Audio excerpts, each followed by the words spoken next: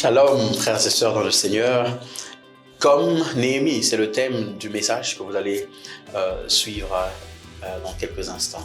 Nous sommes en train de parler dans Néhémie chapitre 2. Nous avons pris Néhémie comme un exemple par rapport à la vision et les sacrifices comme étant deux préalables incontournables dans la destinée, dans le chemin de la vie. Je nous invite à suivre et que le Seigneur vous bénisse. Au mois de Nissan, la 20e année du roi Artaxerxès, comme le vin était devant lui, je pris le vin et je l'offris au roi. Jamais je n'avais paru triste en sa présence. Le roi me dit, « Pourquoi as-tu mauvais visage? Tu n'es pourtant pas malade.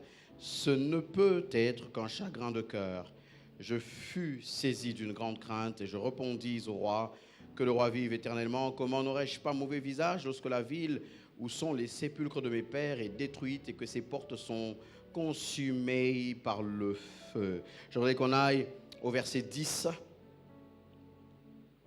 Sanballat le Horonite et Tobija le serviteur ammonite, l'ayant appris, eurent un grand déplaisir de ce qu'il venait un homme pour chercher le bien des enfants d'Israël. J'arrivai à Jérusalem et j'y passai 3 jours, après quoi je me levai pendant la nuit avec quelques hommes, sans avoir dit à personne ce que mon Dieu m'avait mis au cœur de faire pour Jérusalem. Il n'y avait avec moi d'autres bêtes de somme que ma propre monture. Je voudrais que nous puissions aller dans Exode chapitre 3e, Exode chapitre 3, Exode chapitre 3, du 1er au 11e verset, Exode chapitre 3, 1 à 11. Moïse faisait paître le troupeau de Jéthro, son beau-père, sacrificateur de Madian, et il mena le troupeau derrière le désert et vint à la montagne de Dieu à Horeb. L'ange de l'Éternel lui apparut dans une flamme de feu au milieu d'un buisson. Moïse regarda et voici, le buisson était tout en feu, et le buisson ne se consumait point. Moïse dit, « Je veux me retourner pour voir quelle est cette grande vision et pourquoi le buisson ne se consume point. » L'Éternel vit qu'il se détournait pour voir, et Dieu l'appela du milieu du buisson et dit, « Moïse, Moïse » et il répondit, « Me voici. » Dieu dit, « N'approche pas d'ici, ôte tes souliers de tes pieds, car le lieu sur lequel tu te tiens est une terre sainte. » Et il ajouta, « Je suis le Dieu de ton père, le Dieu d'Abraham, le Dieu d'Isaac et le Dieu de Jacob. » Moïse se cacha le visage, car il craignait de regarder Dieu. L'Éternel dit, « J'ai vu la souffrance de mon peuple qui est en Égypte, et j'ai entendu les cris que lui font pousser ses oppresseurs, car je connais ses douleurs. Je suis descendu pour le délivrer de la main des Égyptiens et pour le faire monter de ce pays dans un bon et vaste pays, dans un pays où coule le lait et le miel, dans les lieux qu'habitent les Cananéens, les Héthiens, les Amoréens, les Phéréziens, les Éviens et les Jébusiens. Voici, les cris d'Israël sont venus jusqu'à moi et j'ai vu l'oppression que leur font souffrir les Égyptiens. Maintenant, va, je t'enverrai auprès de Pharaon et tu feras sortir d'Égypte mon peuple, les enfants d'Israël. » Moïse dit à Dieu, « Qui suis-je pour aller vers Pharaon et pour faire sortir d'Égypte les enfants d'Israël ?» Amen. Gloire à Dieu. Alors avant que je commence à exploiter ces 2 textes, le deuxième plus particulièrement, je voudrais que l'Église m'aide à recevoir un homme de Dieu qui est parmi nous ce matin. Il nous vient de loin, de très loin, mais dans les limites de notre pays. Il nous vient de Lodja. Il s'agit du pasteur Philippe Ndeke. Le pasteur Philippe est quelque part. Nous voulons le recevoir, pasteur. Est-ce que nous pouvons recevoir le pasteur Philippe à la manière de Philadelphie? Est-ce que nous pouvons le faire? Nous savons comment nous le faisons. Merci, pasteur. Merci de votre présence. Merci d'être ici. Bienvenue dans votre maison. Bienvenue chez vous. Que le nom du Seigneur soit béni. comme Néhémie.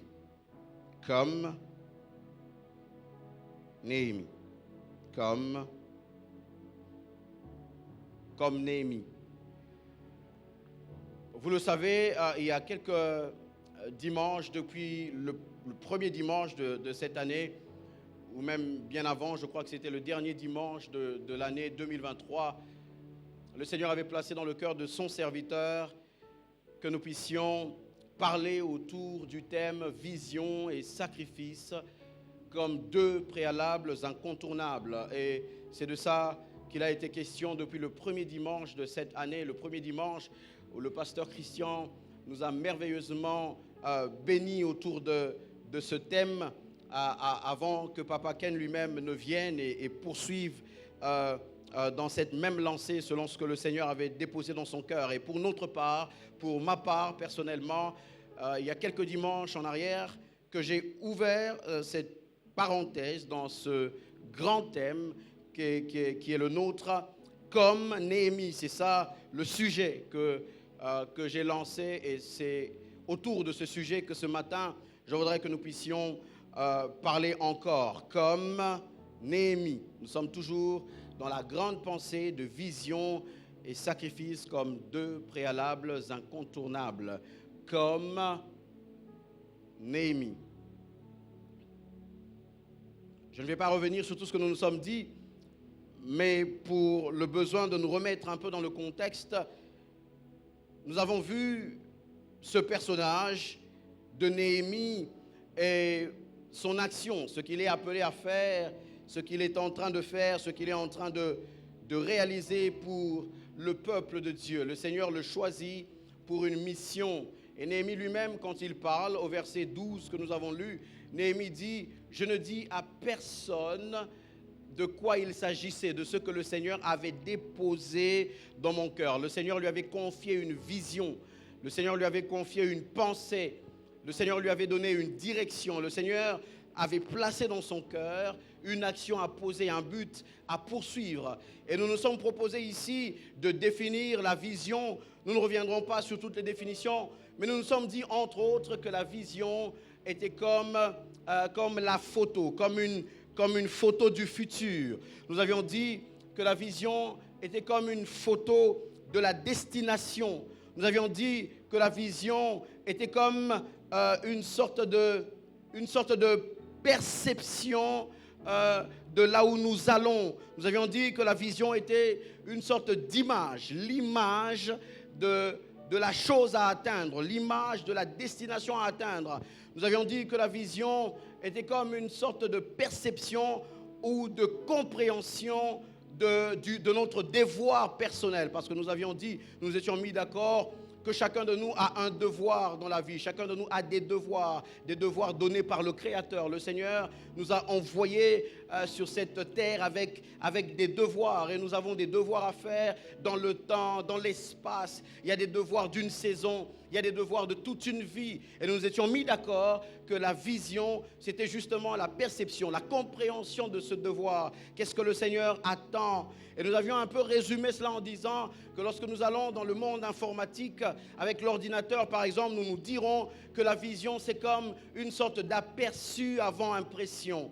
Quand vous êtes en face de votre ordinateur et que vous avez un document à imprimer, il arrive que vous alliez dans l'aperçu. Vous voulez voir à quoi ressemblera le document que vous aurez entre vos mains. Avant de l'avoir entre vos mains, vous le regardez d'abord et vous pouvez voir à quoi il ressemblera une fois imprimé.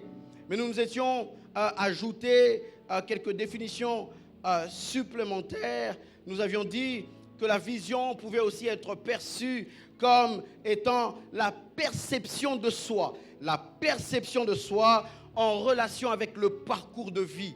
Chacun de nous a un parcours de la vie et la vision peut être la perception de soi en relation, en rapport avec le parcours de la vie. La vision est donc dans cet ordre d'idées la définition de soi, de ce que l'on doit accomplir et de ce que l'on doit devenir.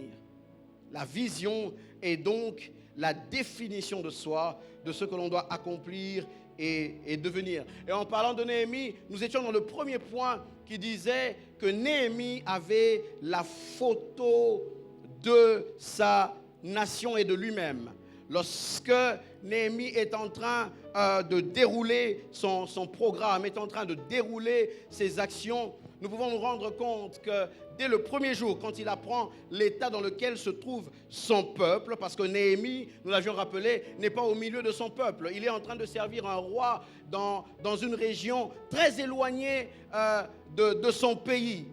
Et Néhémie n'est même pas directement parti d'Israël. Il est né, il est probablement de la 3e génération. Ça veut dire que ce sont ses parents qui ont vécu sur les terres d'Israël. Lui, il est né en déportation. Il est né ailleurs, mais il a une image de ce que devrait être la nation. Il a une image de ce que devrait être le pays. Il a une image de ce que devrait être son peuple. Et l'image qu'il a ne ressemble pas à la situation dans les faits de ce que son peuple est en train de traverser. Néhémie a une photo, il a une image. Et comme Néhémie, nous nous étions invités à avoir une image, à avoir une photo. Chacun de nous devrait avoir une photo de ce que devrait être son mariage, de ce que devrait être l'éducation de ses enfants, de ce que devrait être sa nation, de ce que devrait être son ministère, de ce que devrait être l'appel que Dieu a placé sur sa vie. Qu'est-ce que Dieu attend de vous? Qu'est-ce que Dieu attend de moi? Qu'est-ce que Dieu attend de nous par rapport à tous les environnements dans lesquels il nous a placés? Et Néhémie a une photo, il a une image. Et ce qui est remarquable avec Néhémie, il y a beaucoup de choses remarquables autour de lui, mais une des choses remarquables autour de lui, c'est que Néhémie, dans le royaume dans lequel il se trouve, chez les Perses, le rôle qu'il assure, c'est de servir le vin au roi. Il est échanson. Mais Néhémie n'empêche pas à la vision que Dieu a placée dans son cœur de se réaliser, bien qu'il est dans un contexte différent. Néhémie est dans un service d'échanson. Il sert le vin, mais Néhémie ne permet pas au service du vin auprès du roi d'empêcher aux bâtisseurs de voir le jour. Il est dans un contexte, mais il a une vision pour un autre contexte. Alors nous nous sommes dit qu'il y a des gens qui se limitent à cause du contexte dans lequel ils sont. Et ce contexte les empêche de faire autre chose. En parlant d'autre chose, nous avions dit autre chose comme autre chose de plus. Il y a des gens qui n'ont pas qu'une seule chose à faire, mais il y en a qui se retrouvent à être distraits à cause de leur contexte. Ils en oublient de faire la chose de plus. Dieu les attend dans quelque chose d'autre pour dire quelque chose de plus. Mais il y en a d'autres que Dieu attend dans quelque chose d'autre, voulant dire quelque chose de différent. Il y en a qui sont dans un contexte, ils se limitent à ce contexte, alors que Dieu les attend dans quelque chose de différent. Il y en a, on a donné ici des exemples, des gens parce qu'ils ont une relation particulière avec les Écritures, ils se retrouvent à exhorter dans la cellule, ils se mettent à penser qu'ils ont un appel au ministère et cela devient une distraction pour eux parce que ça les empêche de faire naître la vision que Dieu a placée pour eux qui peut-être se trouve en politique. Et il y a des gens qui se distraient dans certains contextes alors qu'il y a d'autres contextes pour l'implémentation pleine du potentiel et de la vision que Dieu a enfoui dans leur vie. Et en parlant du contexte, nous avions dit que le contexte pouvait être heureux ou malheureux. Il y a des gens qui se retrouvent enfermés dans un contexte malheureux. Ils ont connu une difficulté, ils ont connu un malheur et ils pensent que la vision ne naîtra plus jamais parce que la vision est étouffée ou tuée dans les contextes. Et ce contexte peut être malheureux. Parce qu'on est en train de vivre une situation difficile, on pense que les choses que Dieu attend de nous ne sont plus possibles. On pense qu'à cause de là où on a grandi, on pense qu'à cause de là où on a étudié, on pense que parce qu'on a perdu tel ou tel autre support, des grandes choses ne peuvent plus jamais sortir de nous. Contexte malheureux.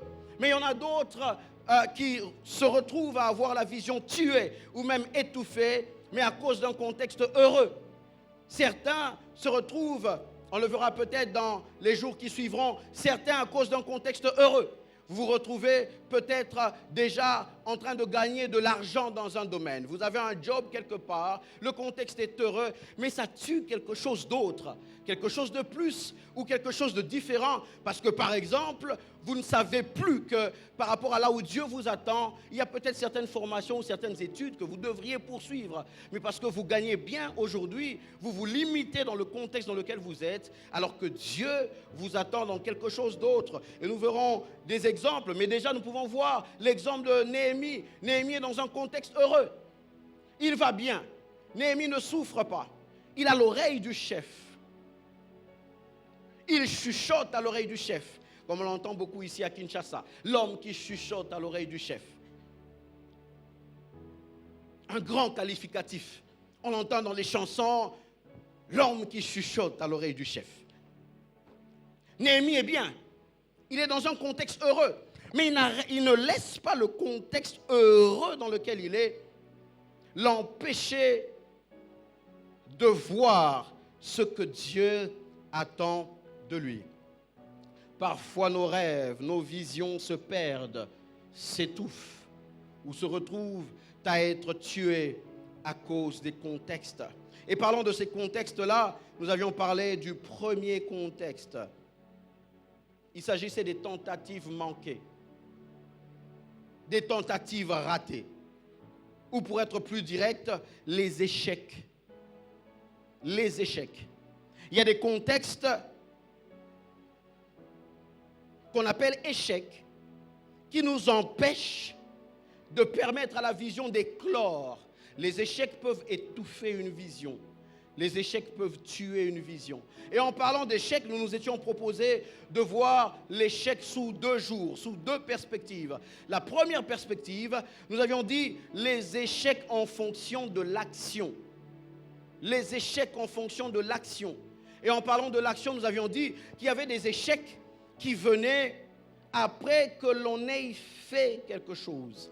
C'est-à-dire une action a été menée et l'action a échoué.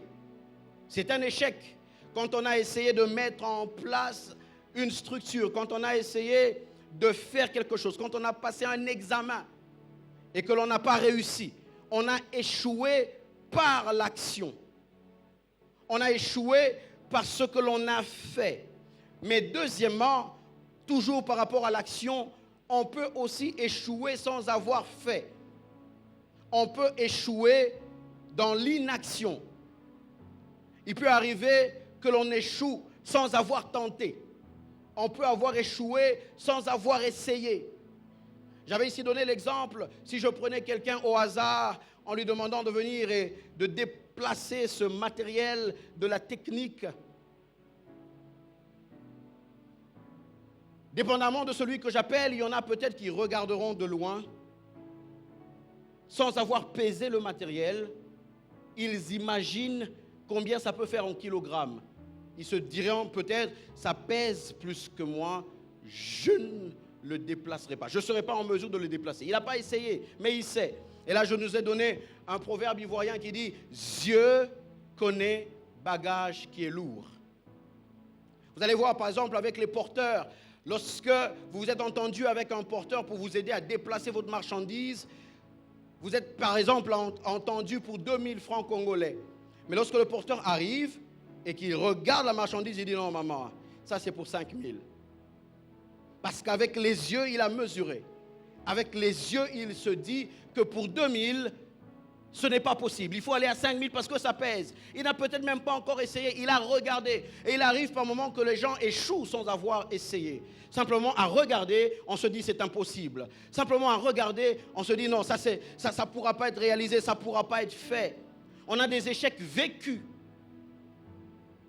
et des échecs anticipés. On a regardé, on n'a pas répondu. Vous avez eu un examen dans lequel, à peine vous avez regardé, il y a des examens dans lesquels vous vous dites, je vais tenter de répondre. Vous placez, vous dites, je vais écrire quelque chose parce que dans ce que j'écrirai, il y aura peut-être une phrase qui plaira au prof et je pourrai avoir un demi-point sur la question. Mais il y a des examens que vous regardez, vous préférez remettre la feuille vide. Vous n'avez même pas essayé de réfléchir. Dès que vous avez regardé la feuille, vous dites non, ici il n'y a rien à faire. Vous rendez la feuille vide. Vous avez échoué sans avoir essayer. Donc par rapport à l'échec, il y a ça, il y a l'action, parce que l'on a fait ou parce que l'on n'a pas fait du tout. Et le deuxième jour sous lequel nous pouvons regarder l'échec, c'est l'échec en fonction de l'acteur. L'échec en fonction de l'acteur. Et en fonction de l'acteur, nous nous étions dit qu'il arrive que les échecs ne soient pas directement liés à nous. Un échec qui tue la vision n'est pas forcément un échec que vous avez personnellement connu. Ça peut être l'échec de quelqu'un d'autre. Quelqu'un d'autre a essayé, il a échoué. Et son échec affecte votre vision. Comment il a expérimenté les choses par lesquelles il est passé affecte votre vision. Nous nous sommes rappelés ici, par exemple, quand il fallait faire l'examen d'État, lorsque c'était la période des jurys, oral de français et tous les autres. Par moments, on attendait à la porte.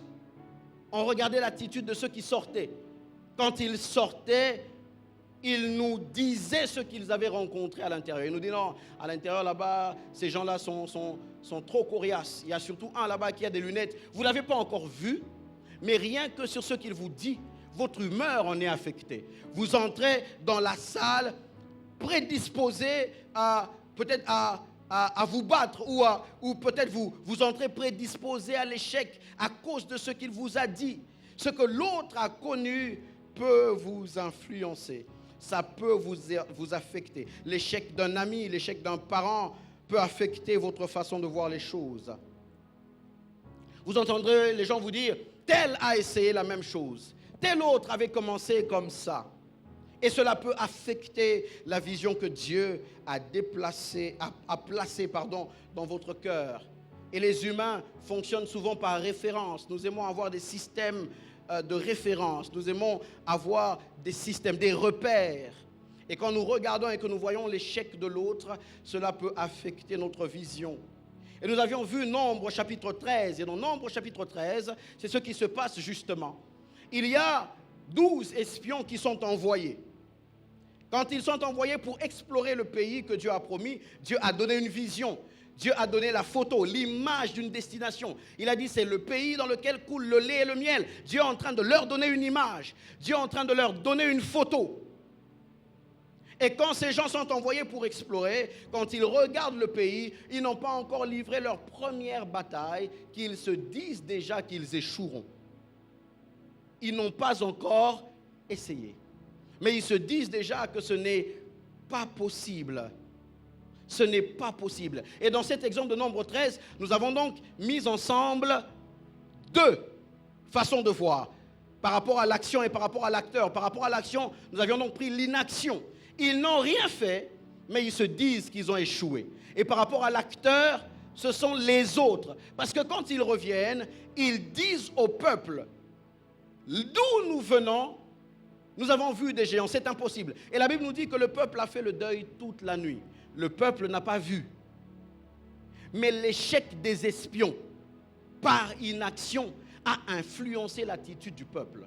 Le peuple a échoué, pas parce qu'il est acteur, mais le peuple a échoué à cause de quelqu'un d'autre qui a échoué pour n'avoir même pas essayé. Et le peuple se retrouve à pleurer toute la nuit.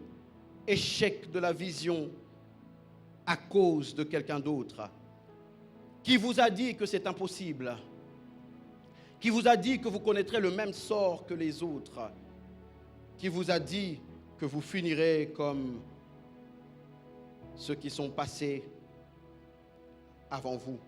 Vous avez vu comment c'était important de veiller sur les conversations. Le peuple a eu une seule conversation avec les espions et la vision a été effacée de leur cœur. Vous avez vu comment une seule conversation a sorti un couple du cadre, du jardin dans lequel leur premier interlocuteur les avait placés. Ils ont eu un interlocuteur avant qui les a placés dans certaines conditions, mais ils ont prêté l'oreille à un deuxième interlocuteur qui les a sortis du jardin. Mais je voudrais dire à quelqu'un ce matin, le Seigneur veut que vous soyez comme Néhémie.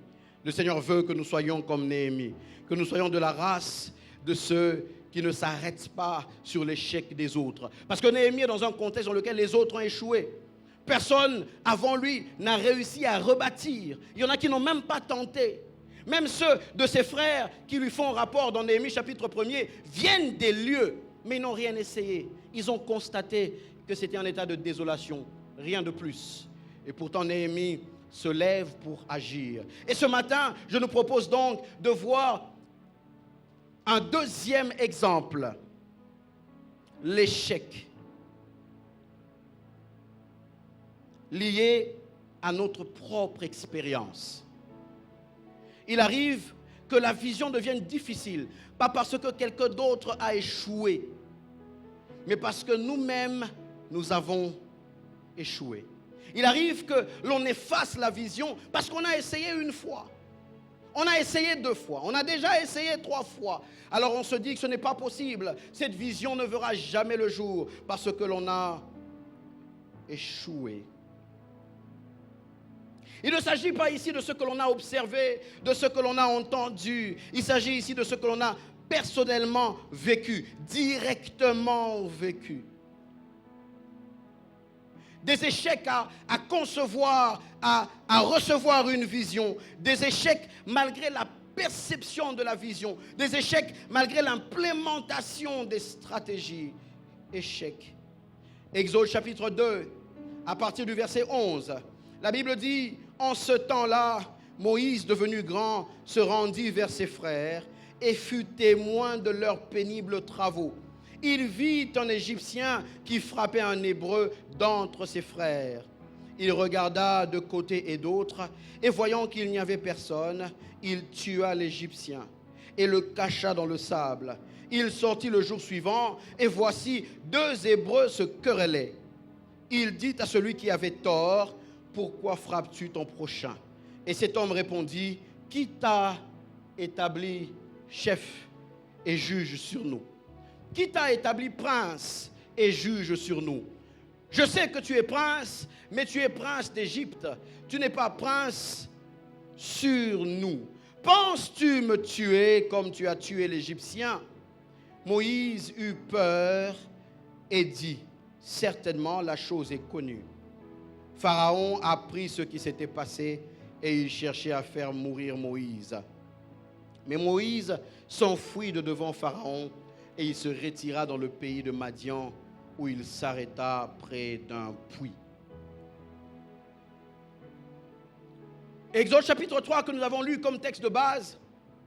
Moïse est en train d'emmener le troupeau de son beau-père au mont Horeb pour le paître et là Dieu le rencontre. Lorsque Dieu le rencontre, Dieu lui parle d'une mission.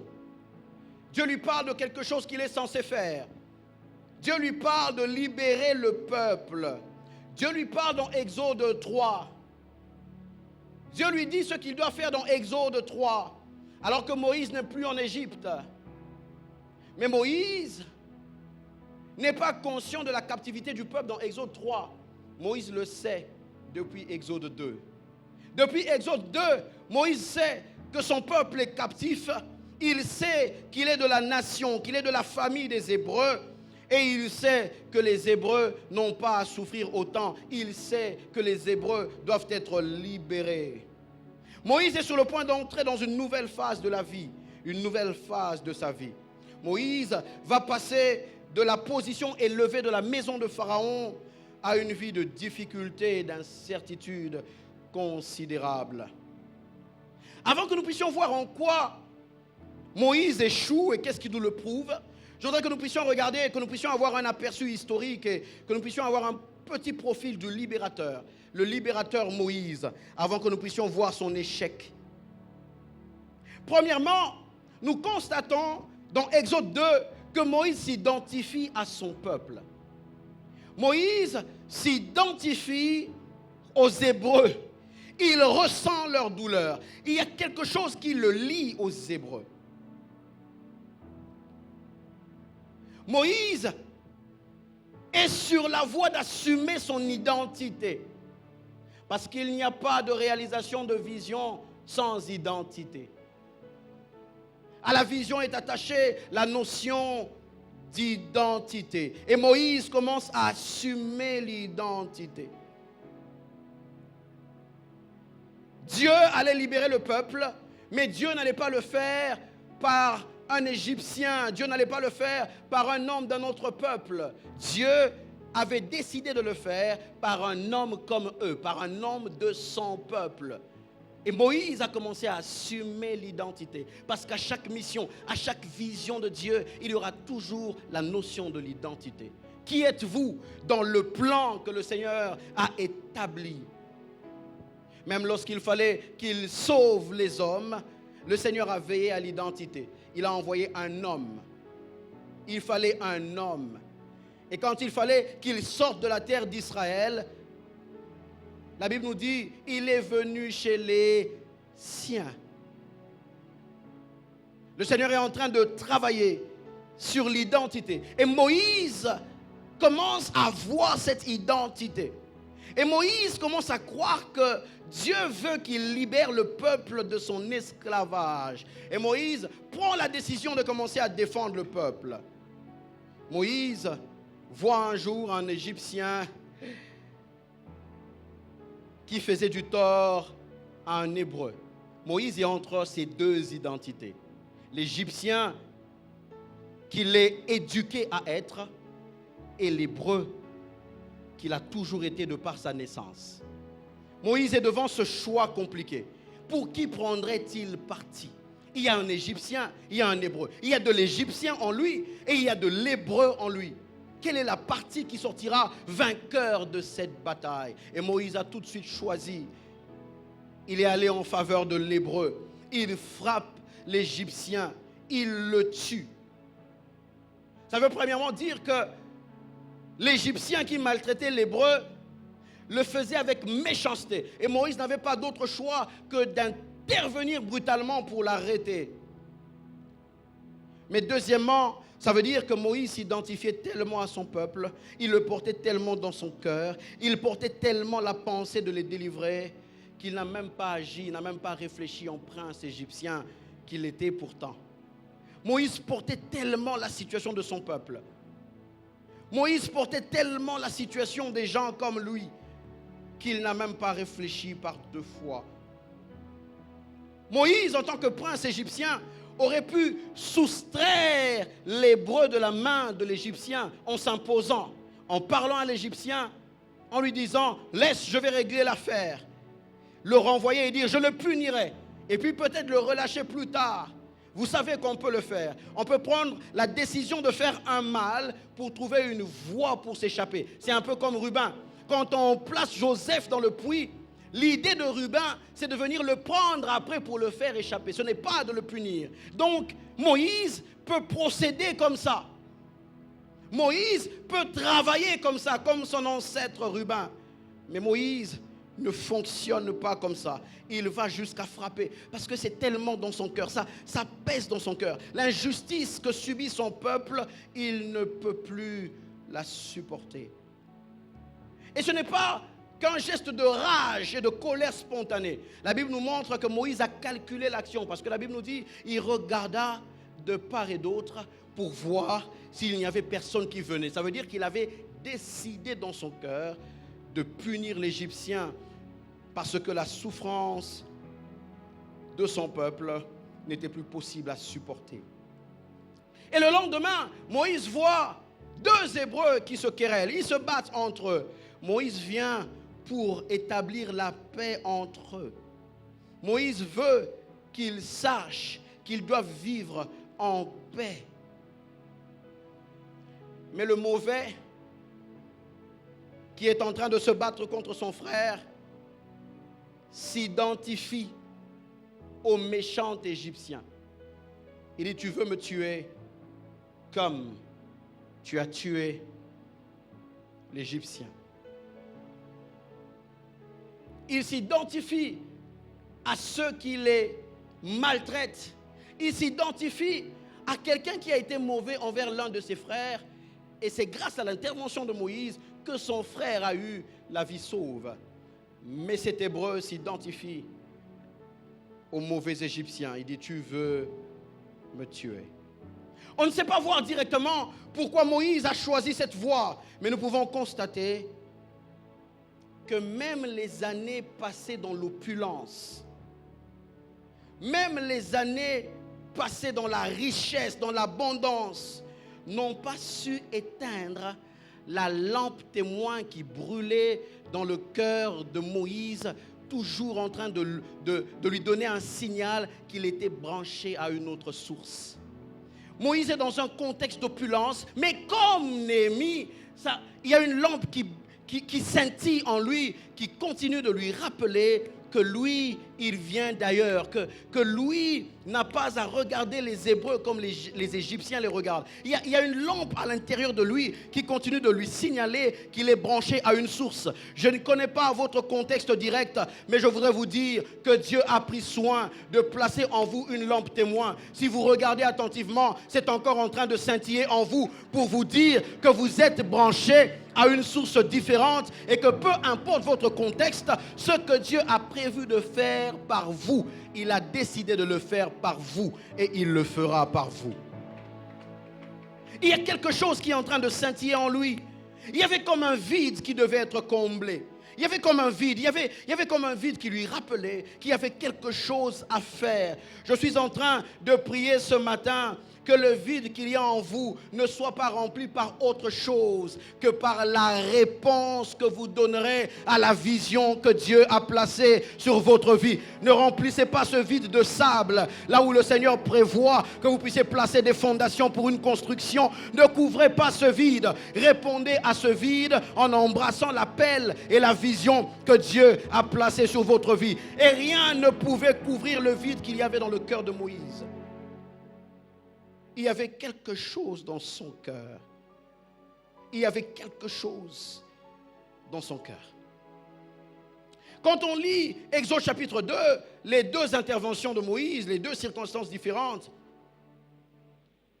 qui impliquent une situation, une question de justice et une question d'ordre au bénéfice des siens, il peut sembler que Moïse ait vu deux actes isolés et qu'il se soit simplement décidé de répondre.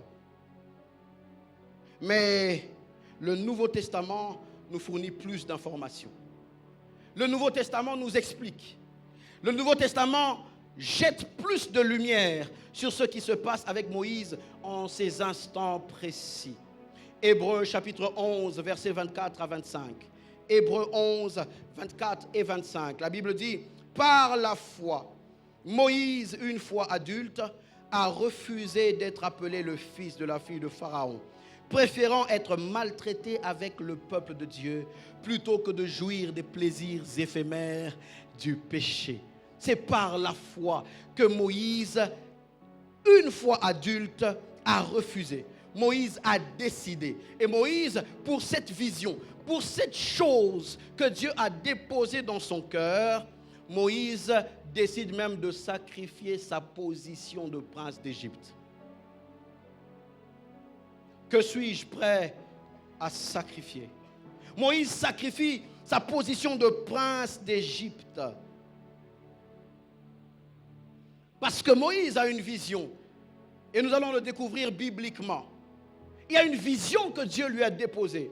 Et Moïse accepte d'aller par des sacrifices. L'un des signes de la vision que Moïse avait, c'est justement le fait qu'il ait rejeté sa famille adoptive et ses dieux et choisi de s'identifier au peuple de Dieu et à Dieu lui-même. Ça veut dire que Moïse avait vu quelque chose. Il avait vu quelque chose. Moïse a compris qu'ici, ça impliquerait une sorte de rupture complète de ce lien avec l'Égypte.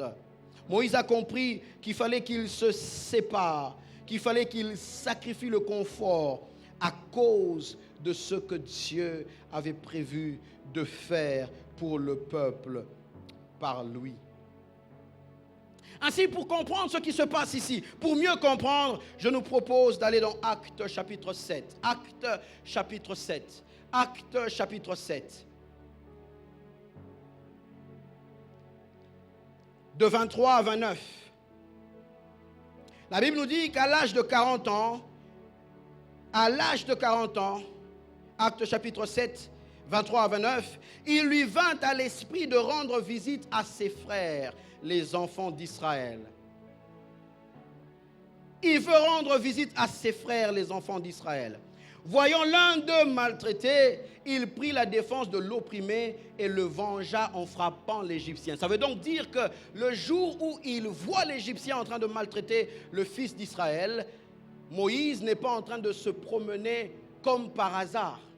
Acte nous montre que Moïse avait pris la décision d'aller visiter ses frères. Il avait pris la décision d'aller vers ses frères. Et il se fit qu'en allant vers ses frères, il tomba sur cet événement malheureux. La suite dit, il pensait que ses frères comprendraient que Dieu leur donnait le salut par sa main. Mais ils ne comprirent pas. Ça veut dire que quand Moïse est en train de frapper l'Égyptien, il se dit, ces gens comprendront que Dieu est en train de me susciter comme libérateur. Ça veut dire que Moïse, en ce moment précis, avait déjà perçu que Dieu attendait de lui d'être le libérateur. Moïse avait déjà reçu cette vision. Il le savait déjà.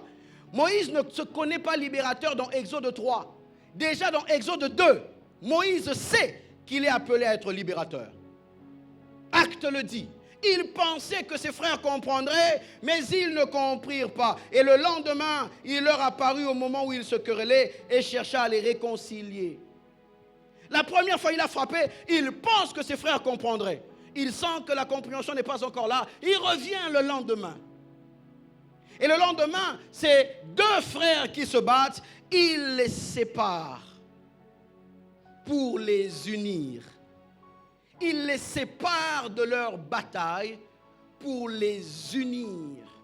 Parce qu'il a besoin d'unité pour accomplir sa tâche. Moïse est en train de travailler par rapport à ce qu'il a déjà perçu. Acte nous le montre. Il a perçu qu'il avait quelque chose à faire de la part de Dieu. Moïse a commencé à travailler. Mais on lui dit, qui t'a établi juge sur nous?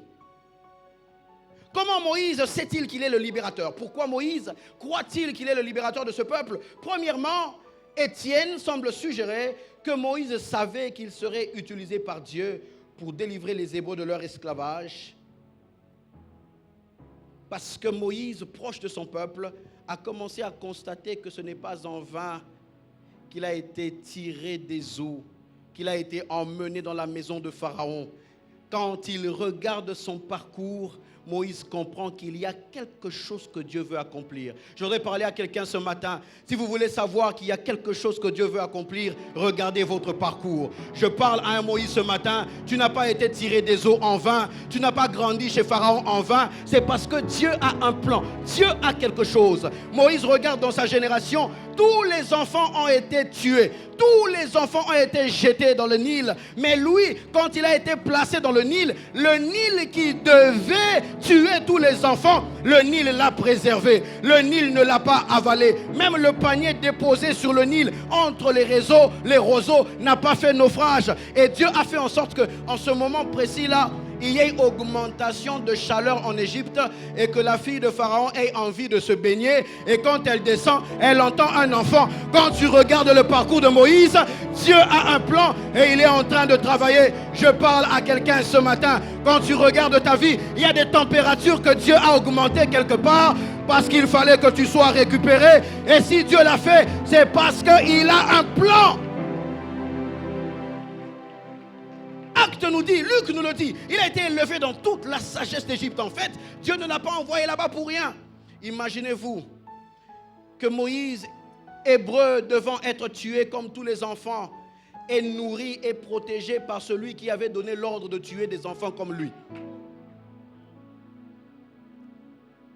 La nourriture qui donne la santé à Moïse vient de celui qui avait dit que les enfants comme Moïse ne devraient pas vivre. Il y a des gens ici qui ont été élevés dans les maisons des sorciers. Il y a des gens ici qui ont été élevés dans les maisons des magiciens. Il y a des gens ici qui ont été élevés chez des occultistes. Dieu vous a préservé. Ce n'est pas pour rien. Quand vous regardez le parcours, vous dites, ah, dans ma famille, tel a connu tel problème, tel autre a connu tel problème. Mais moi d'ailleurs, je vivais chez Cocotel. Mais Dieu m'a préservé. Si Dieu l'a fait, regardez le parcours. Il y a quelque chose que Dieu veut que vous accomplissiez. Dieu ne peut pas investir autant dans Moïse pour rien. Dieu ne peut pas le préserver et créer un scénario alambiqué comme ça, un scénario bizarre pour rien. Comment Dieu peut vouloir que Moïse soit élevé dans la maison de Pharaon? Dieu n'est pas en train de prouver sa force autant pour rien. Pharaon est obligé d'élever l'enfant Moïse. Je parle à quelqu'un ce matin. Quelquefois, ça ne dépendra pas d'eux. Ils seront obligés. Dieu peut obliger Pharaon. Je parle à quelqu'un d'autre ce matin. Ça ne dépendra pas d'eux. Dieu sait obliger Pharaon. Ça ne dépendra pas d'eux. Quand la fille de Pharaon récupère ce panier, elle sait que c'est un fils d'Hébreu. Elle ne confond même pas. Elle ne se dit pas peut-être qu'il y a une mère égyptienne. Non. Parce qu'il y a la sœur de Moïse qui lui dit, si tu veux, parce qu'elle dit, un bébé des Hébreux. Et la sœur de Moïse dit, si tu veux, j'irai chercher une mère nourrice parmi les femmes des Hébreux. Et on donna Moïse à cette femme, sa propre mère, pour être sa nourrice. Et on l'a payée pour élever Moïse alors que c'était son enfant. Est-ce que quelqu'un peut célébrer le Dieu des scénarios? Est-ce que quelqu'un peut célébrer le Dieu qui sait mettre en place un scénario? Est-ce que quelqu'un peut célébrer le Dieu qui sait mettre en place un scénario? Ah! Nzamba l'équipe à théâtre, Nzamba l'équipe à théâtre, Nzamba l'équipe à SB, Nzamba l'équipe à théâtre. Il sait mettre le scénario en place. Est-ce que quelqu'un peut célébrer le Dieu qui sait mettre en place? Quand tu regardes, tu te dis, ça, ce n'est pas possible. C'est possible parce que c'est Dieu. C'est possible parce que c'est Dieu. C'est possible parce que c'est Dieu. Dieu l'avait choisi pour un but. Dieu était en train de travailler. Peut-être que Dieu lui était apparu pour lui dire ce qu'il attendait de lui. Peut-être. Peut-être. Peut-être qu'il a cru que Dieu avait fait en sorte qu'en ce moment précis-là, il commence à ressentir la peine. Parce que parmi les Égyptiens, aucun des princes ne peut ressentir de la peine pour le peuple. Mais Moïse a encore ça en lui. Peut-être qu'il se dit que ce n'est pas en vain. Hébreu d'ailleurs va un peu plus loin. Hébreu nous montre que Moïse a perçu quelque chose de grand. Parce que Hébreu nous dit, Hébreu 11, à partir du verset 25, il dit « Aimant mieux être maltraité avec le peuple de Dieu que d'avoir pour un temps la jouissance du péché. Regardant l'opprobre de Christ comme une richesse plus grande que les trésors de l'Égypte, car il avait les yeux fixés sur la rémunération. » C'est-à-dire qu'en ce temps-là, Hébreu suggère qu'il y a eu une expérience spirituelle qui a permis à Moïse de capter qu'il y avait quelque chose que Dieu était sur le point de faire. Je ne sais pas comment Dieu vous parlera de votre vision. Je ne sais pas si ce sera simplement en regardant votre parcours. Je ne sais pas si ce sera par une conviction. Je ne sais pas si ce sera par un moment spirituel. Mais je suis en train de prier que peu importe la voie que Dieu utilisera, que vous puissiez capter que Dieu attend quelque chose de vous. Et Moïse l'a capté. Malheureusement, même après l'avoir capté, même après avoir commencé à essayer, Moïse échoue. Comment je le sais? Exode chapitre 3. Vous le savez comme moi aussi. Quand Dieu parle à Moïse, Moïse a le souvenir de son échec. Moïse dit à Dieu, il demande à Dieu, qui suis-je pour aller les libérer? Moïse sait qu'il a déjà essayé. Moïse avait la vision. Il savait que Dieu voulait qu'il libère le peuple. Il pensait que le peuple comprendrait. Le peuple n'a pas compris. Moïse a encore la blessure de l'échec. Et donc désormais Moïse a même oublié cette histoire de libérateur. Moïse devient berger. Un fils d'Égypte qui devient berger. Alors que déjà, quand la famille de Joseph est arrivée en Égypte, la raison pour laquelle ils sont restés vers Goshen, c'est parce que les Égyptiens ne pouvaient pas cohabiter avec autant de bergers. Et Joseph et Pharaon, ils se le disent. Mais Moïse, qui a grandi chez les Égyptiens, se retrouve à être berger. Berger. Berger. chez Madian. Moïse a oublié cette affaire de libérateur. Il a échoué. Il a tenté. Une fois, il a tenté. Il a même pris le risque de tuer un Égyptien. Mais malheureusement, l'affaire est connue. Comment l'affaire est connue? Parce que quand il frappait l'Égyptien, la Bible dit, il regarda de part et d'autre. Il n'y avait personne. Il n'y avait que l'Hébreu qui avait été sauvé. Ça veut dire que cet Hébreu, peut-être pour témoigner, est allé dire, je n'ai pas compris ce qui s'est passé aujourd'hui. Le prince Moïse m'a sauvé. Donc lui, quand il raconte, il ne raconte qu'aux Hébreux. Mais pour que ça parvienne aux Égyptiens, ça veut dire qu'il y a un Hébreu qui est allé raconter aux Égyptiens. Mais Moïse regarde un tel peuple, il se dit, mais, oh peuple Andengenin, comment je peux vous parler de quelque chose? Je peux avoir produit une action, mais que ce soit vous qui puissiez remonter l'information jusque chez Pharaon. Moïse est déçu de tellement de choses. De tellement de choses. Pharaon a commencé à chercher à le tuer. Finalement, même le plan, la stratégie que Moïse était en train de mettre sur pied ne peut plus réussir. On le verra prochainement. Ça ne peut plus réussir. Et Moïse se décide d'arrêter ces choses-là. Il devient berger. Mais là où il devient berger, Dieu vient le rencontrer pour le ramener vers la vision. Je parle à quelqu'un ce matin. Tu te penses peut-être perdu quelque part sur une montagne d'Horeb, mais Dieu sait te trouver là-bas. Ce matin, Dieu est venu trouver quelqu'un à l'endroit du désespoir, à l'endroit de l'abandon, pour te dire que ce n'est pas parce que ça n'a pas marché que ce n'était pas de Dieu. Une vision peut avoir échoué sans que cela signifie que ce n'était pas de Dieu, on le verra. Mais Dieu vient pour le ramener. Dieu lui dit, l'occasion passée qui a été manquée ne veut pas dire que tu ne réussiras jamais sur la vision. Je parle à quelqu'un ce matin. Tant que c'est quelque chose que Dieu attend de toi, tu as échoué une fois, deux fois, trois fois. Je voudrais te dire ce matin, nous sommes au mont Horeb et il y a ici plus qu'un buisson ardent. Et le Seigneur est en train de te dire que ce qu'il t'a montré, que ce qu'il t'a dit, que ce qu'il a placé dans ton cœur est encore possible. J'aimais bien quand j'allais encore au stade, avant que mon équipe devienne vraiment bipolaire, parce que ça avait commencé à m'affecter. On allait au stade et même quand on suivait à la télévision, il y a quelque chose que les joueurs congolais font souvent. On attribue ça au fétiche, mais moi je ne vois pas ça comme ça. Vous verrez un attaquant de pointe manquer un but, manquer un deuxième, manquer un troisième. Et puis vous le verrez entrer dans les filets. Il bouge les filets. Il agite les filets. Il agite les filets. Il touche. Il est en train de toucher. Il se rapproche du but. Il est en train de se dire, le ballon n'est pas encore entré. Le ballon part ailleurs, mais ma main touche, c'est que le ballon touchera bientôt.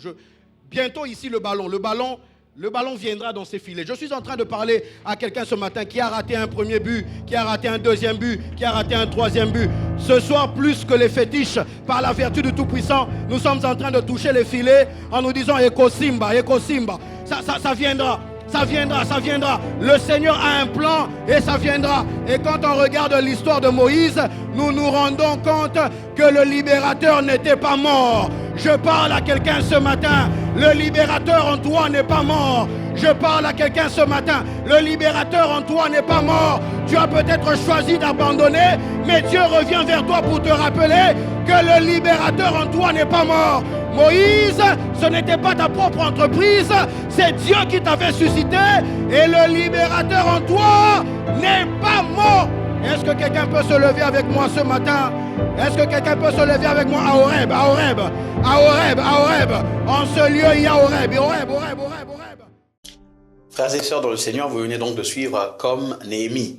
Nous nous sommes proposés de prendre Néhémie et son travail comme une sorte de mesure, comme une sorte de métronome. Et autour de ça, parce que nous nous sommes dit que Néhémie était dans un contexte, il était échanson du roi, mais il a permis au bâtisseur qui était en lui par rapport à la vision de Dieu de sortir. Il a accompli une autre tâche au-delà de son contexte. Et nous avons commencé donc à regarder des exemples par rapport à différents contextes, des personnes qui ont réagi dans leur contexte. Il y en a d'autres qui ont laissé leur contexte étouffer la vision, et d'autres qui ont permis à leur contexte, qui se sont permis, malgré leur contexte, allais-je dire, d'accomplir ce que Dieu avait placé. Et aujourd'hui, nous étions autour de Moïse, parce que nous sommes en train de parler du contexte de l'échec. Après avoir parlé du contexte de l'échec des autres, nous parlons de l'échec quand nous sommes nous-mêmes directement concernés. Et le Seigneur nous a parlé en ce jour. Je suis en train de prier que même là où vous avez échoué, tant que la vision est de Dieu, que vous puissiez vous relever et avancer au nom de Jésus. Amen.